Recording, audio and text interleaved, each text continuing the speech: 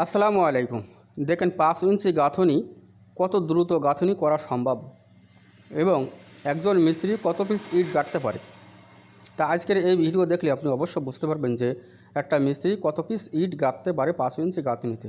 এই দুই মিস্ত্রি ভাই এত দ্রুত ইট গাঁথতে পারে তুলনাবিহীন। তার কারণ এরা দুটো মিস্ত্রিতে মিনিমাম 12 থেকে 1500 ইট 5 ইঞ্চি গাঁথুনিতে গাঁথতে পারে। যে গাঁথুনির কোয়ালিটিটা দেখলে অবশ্য বুঝতে পারবেন যে কত চমৎকার কোয়ালিটি গাঁথুনির এবং মিস্ত্রির হাত কত দ্রুত চলে। তো এভাবে যদি আপনি গাঁথুনি করেন তাহলে একটা মিস্ত্রি যখন এত দ্রুত গাঁথুনি করে তখন একটা বিল্ডিং বানাতে গেলে মিনিমাম কিছু খরচ সেভ করা সম্ভব হয়।